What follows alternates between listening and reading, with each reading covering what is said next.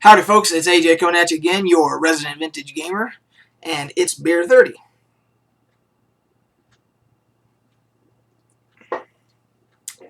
Today's selection is Samuel Adams Coastal Wheat. I don't know if you tried it or not, but this was my first time I've ever given it a go. And first thing I thought of when it said Coastal Wheat was I thought it was going to be like a Hefeweizen. I thought it would be unfiltered, but it's actually filtered. But you do get that wheat aftertaste, that yeasty wheat aftertaste, and it says this one's brewed with lemon peel. So there's just a very slight hint of lemon when you take it. You can definitely smell it, and it's just very, very faint when you taste it. So if you like that kind of thing, it might be right up your alley. I kind of like it.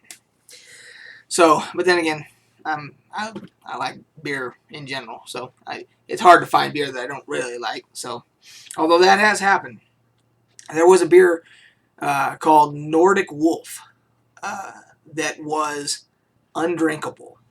So, I think I've heard that they only make Nordic Wolf Light now, but at the time when we tried it, me and my buddies, it was called Nordic Wolf, and maybe it was at a restaurant, so maybe it was Nordic Wolf Light. I have no idea, but they had it on the menu just as Nordic Wolf, and it was ass. I mean, it was horrible. And my buddy Big John, he was the only one amongst us that would drink it, so he ended up drinking like all three of ours. But he's an even bigger beer drinker than me, so. But yeah, that was probably the only beer that was like I considered undrinkable. So. Anyway, a couple things I want to talk to you guys about today. Number one is we're coming up on the weekend for SOE Live, Sony Online Entertainment Live, down in Las Vegas. And apparently they've sold out because there's going to be an announcement. This is the big showing of EverQuest Next, is what they're going to show at this con, at this convention or whatever you want to call it, fest, whatever. And the hype for EverQuest Next could not be bigger. So everybody's anticipation levels are just through the roof, and so they've sold out. They've got limited a number of passes for people for walk-ups, but the online registration is sold out and everything. So I'm not going. The idea of going to Las Vegas when it's going to be about 100, I'm sure it's going to be about 115 degrees in the middle of summer, and it's going to be jam-packed. Just that whole idea of that and spending that kind of money to go down when I can watch it on Twitch. So the whole idea of that just, I was like, I just don't know that I want to spend the money to drive down there when I can watch it on Twitch. So regardless, I am hoping for some kind of groundbreaking developments with EverQuest Next, that it's going to change and truly be a next generation MMO. So I don't know how many of you have any anticipation for it, but if you do, feel free to make comments and so forth. So really looking forward to that, hoping that that there's something just mind-blowing that comes out of there to breathe some new life into the MMO genre. So that's number one. Number two is that we have our very first Salt Lake Comic-Con that's going to take place September 5th, 6th, and 7th. And it has blown up. They originally had it at the convention center with 2 halls booked. They had to expand it to all 4 halls. They originally sold out all of the Saturday passes, but then when they expanded it, they have some more, but they expect to sell those out. They've booked a ton of people, of celebrities, and you've got William Shatner, you've got Adam West, you've got Lou Ferrigno, You've got Richard Hatch from the original Battlestar Galactica, and just they've got Ray Park, Darth Maul. He's going to be there. So it's going to be apparently it's going to be turn into a huge con, and hopefully it will. With future ones, it will start to rival San Diego.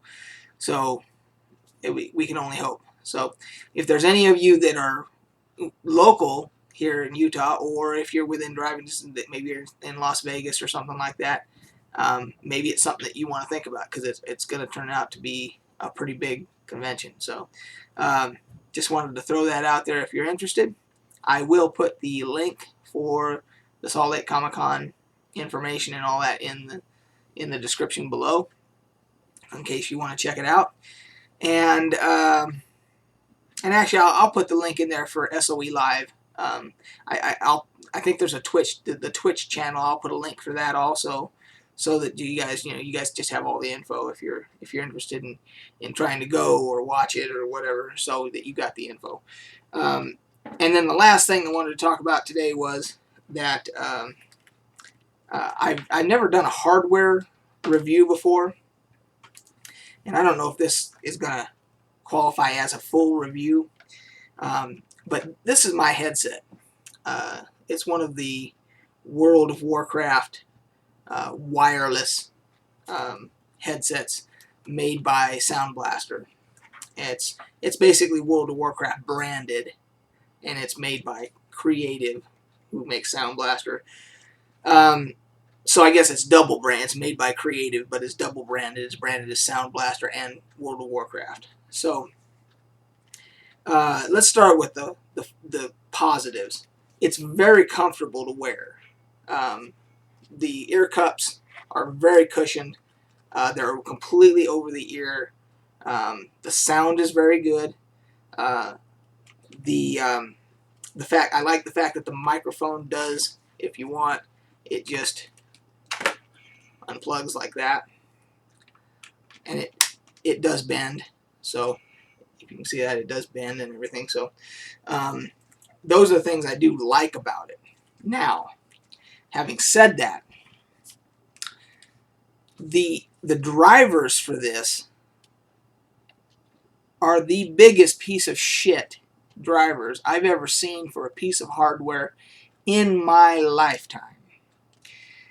They will just stop working for no apparent reason. Just arbitrarily will stop working completely, and the only option you have is to uninstall the drivers, which is not necessarily a short task, because to install the drivers you have to install the entire suite of software that comes with it, which includes the software you can there's actually a voice morphing software to change your voice to sound different. You can sound like a dwarf or an elf or whatever they think the dwarf or an elf sounds like. But you have to install all that. So you have to uninstall that. If it stops working, you got to uninstall all that whole package and then reinstall the damn thing. Not only that, it's not being supported. They were a $160 pair of headphones, and Creative did not think it was important enough to even with these problems. And if you go on the internet and you search for these things, you'll see that I'm not the only person that has these problems. They've seen fit to not update the damn driver since 2010. Hey, Creative, it's 2013. Fix this shit. $160 for a piece of hardware, and it's branded for World of Warcraft. So I say to Blizzard, shame on you for putting your brand on a piece of shit like this, okay? And then not pressuring Creative to update the driver and fix the problems with this thing. The hardware itself, the actual device, is actually not bad. Sound is good. It's comfortable to wear and everything. But for God's sakes, fix the damn driver. How hard can that be? I mean, really. $160 people forked out for this thing, okay? Fix it. Support it, okay? And Blizzard, your brand is on this. I mean, the damn things... Those are Alliance, because I play Alliance mainly. that's an Alliance logo on there. I don't know if you can see that. That's the Alliance logo, and it changes colors. You have the part of the software is you can have it change colors as it goes, you know, and everything, or you can have it as a solid color, and then you can swap these little plastic deals out with the Horde version if you want a Horde emblem instead. If you play the Horde, which is all well and good, but Blizzard, if you're going to have your name on this, something as big as World of Warcraft branded on here, I guarantee you all it would take is a damn phone call from somebody with some damn cojones that's got some actually horsepower at Blizzard and say, hey guys, if you ever want to brand one of your products with our brand again, you need to start supporting the stuff after you put it out and charge people $160 for it. So anyway, so whether or not that's an actual qualifies as a damn hardware review or not, I don't really give a shit. What I am saying is that Sound Blaster, shame on you for not updating, fixing it, not putting out a new driver since 2010, and Blizzard, shame on you for having your brand on there and then not putting the damn pressure on them to fix it. Period. Enough said. I will never buy another Creative or Sound Blaster branded item ever. And as far as I'm concerned, more than likely I won't ever buy a World of Warcraft branded piece of hardware because it appears that they just throw their brand on it and then just whatever happens, happens. They don't really give a shit after that. So anyway, that's my rant for the day. I need to finish this damn thing and calm myself back down. If any of you have had similar problems with this headset, I'd love to hear about it in the comments. If you have a pair that you've never had a problem with, I'd love to hear that too. That'd be great to hear that somebody actually was able to get their $160 worth. So anyway, there was and as a side note, there was a wired version of this, which is what I wanted when I went to buy it. And of course, they were out of the wired versions. They were cheaper. And I didn't really have a lot of confidence in a wireless headset to begin with. But I went ahead and I forked over the extra money to get the wireless. And apparently that, from what I've read, those are the ones that people have had just enormous amounts of problems with. So maybe the wired version ended up, you know, working out a lot better for people. But I'd like to hear from people either way. So anyway, cheers to you guys. Hope you're having something good and cold and adult beverage like and all that. So until then, until next time, we will catch you guys on the flip side.